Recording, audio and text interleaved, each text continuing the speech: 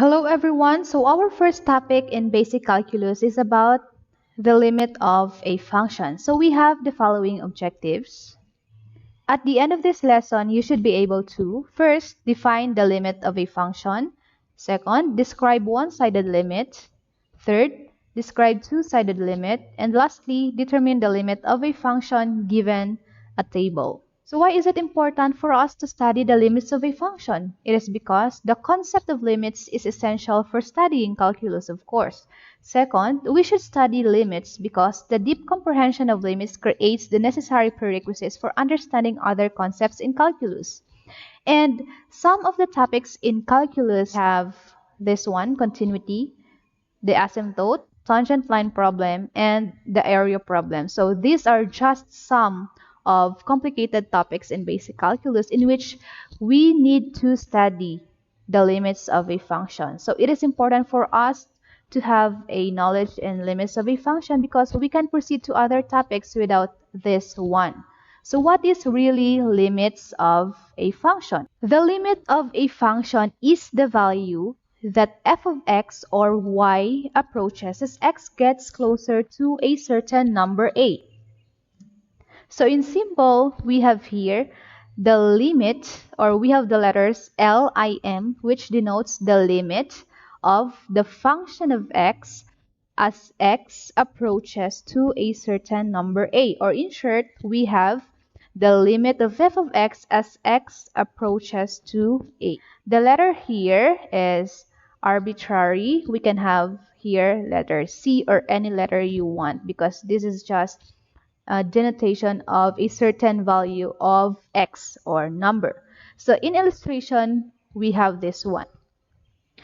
As you can observe, we have the dots that is approaching to the left side of the graph and it comes from the right side. So as you can observe, the graph comes from here. It moves closer to the x value, which is positive 6. Okay, that one. The y value also is approaching to positive 4. Okay, as x gets closer to positive 6, the y value gets closer to positive 4.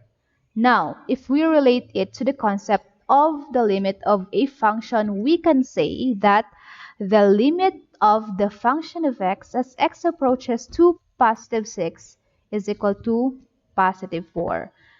In symbol, we have the limit of f of x as x approaches to positive 6 is equal to positive 4. In short, the limit of a function is just the value of y. Okay, the value of y that a certain point is approaching as x gets closer to a certain number. Again, the limit of a function is just the value of y that a certain point is approaching. Okay, again, in this illustration, we can say the limit of the function of x as x approaches to positive 6 is equal to positive 4. That is this one in symbol. Another example.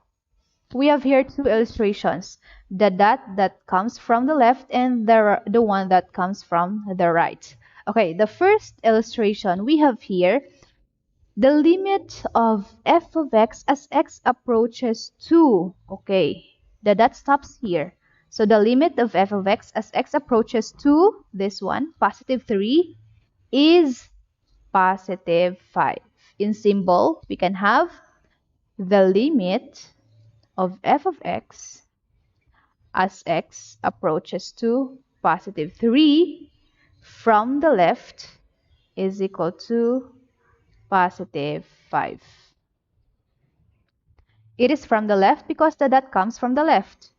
And the other one we have here, the limit of f of x as x approaches to positive 3 from the right is equal to positive 5. Okay, so we have here. Now, as you can observe, we have from the left and from the right. They have different directions, but they are just approaching the same number, which is positive 3 and positive 5? It is because we have two types of limit. We have one-sided limit and the two-sided limit. Okay, letter A, what is one-sided limit? One-sided limit, it considers either left-hand limit or right-hand limit. It means either of the two, either left hand or right hand, but not the two together. Meanwhile, two-sided limit, it considers both the left-hand limit and the right-hand limit. So left-hand limit in symbol, we have this one. Limit of f of x as x approaches to c from the left. And right-hand limit in symbol is limit of f of x as x approaches to c from the right. So from the left, we have the negative sign here as the superscripts. And of course, the right-hand limit, we have the positive sign as the superscript. So we will know that a limit is one-sided if we can see these symbols, the negative and the positive. Meanwhile, if you don't see any symbol in a limit, then that is two-sided limit. Okay, more examples we have here. The first one, limit of f of x as x approaches to 3, we have here the negative sign. Therefore, it denotes a left-hand limit, and left-hand limit is one-sided limit. So this is one-sided limit, and specifically this is left-handed limit. So if you're looking at the graph, there are two graphs here. So if you are looking for the limit of a function from the left, of course, you will consider this graph from the left. So you will consider this point because that is aligned to the x value, which is positive 3. Why positive 3? Because it is given here, positive 3. The second one, the limit of f of x as x approaches to 3 from the right. This is also a one-sided limit, specifically a right-hand limit, because we have here the plus sign. So right-hand limit, among the two graphs, we will consider this one. So we will consider this point also here. Then lastly, limit of f of x as x approaches to 3. We have no symbol here as negative or positive. Therefore, this is two-sided limit. And two-sided limit, before we can get the value here, we first have to consider the left hand and the right hand limit. Okay? In getting the value for the two-sided limit, we first have to consider the value for the left-hand limit and the right-hand limit. Okay, so we will learn more about determining the limit of a function given the graph in our next topic. Just this time, I am just introducing you the two types of limit and the differences between the two of them. Okay, next, how to determine the limits of a function given the table. Okay, if you're given the table, so how would you determine the limits of a function given this one? Okay, number one, we have here the three sets of question. Okay, this is the first one, the second one, and the third one. So first one, if we will read this one, this is limit of f of x as x approaches to negative 4 from the left. The second one, limit of f of x as x approaches to negative 4 from the right, because we have the plus sign. And lastly, the limit of f of x as x approaches to negative 4. So the first two are one-sided limit, left hand and right hand, and the third one is two-sided limit. Okay, let us answer the first one. Find the limit of a function as x approaches to negative 4 from the left. Now, we have here the two tables. The first table, we will use this one in finding the left-hand limit. Why left-hand limit? Because we have the symbol less than. X is less than negative 4. So we will use this one for the first question. Now, the second table, we have here the sign x is equal to, x is greater than negative 4. So we will use this table for finding the limit for the second question, or the right-hand limit. Again, as I've said a while ago, the limit of a function is the y value. Therefore, in finding the limit of this function, we will look for the second column, because the second column includes the y values for a function. we have here f of x. And the limit of f of x as x approaches negative 4 from the left. So this is given here. X is approaching to negative 4 from the left. So this is this column. Okay. So first, our x is negative 4.1. Then, the y for that is 73.02. Now, as x approaches negative 4.01, our y is approaching 68.49. As x approaches negative 4.001, our y approaches 68.05. Then we have negative 4.0001, our y approaches 68.004. So it is very evident that as x approaches negative 4, our y is approaching positive 68. Therefore, we can say that the limit of f of x as x approaches negative 4 is positive 68. So we can write it here. Our answer here is positive 68. So we will read this one as limit of f of x as x approaches negative 4 from the left is equal to 68.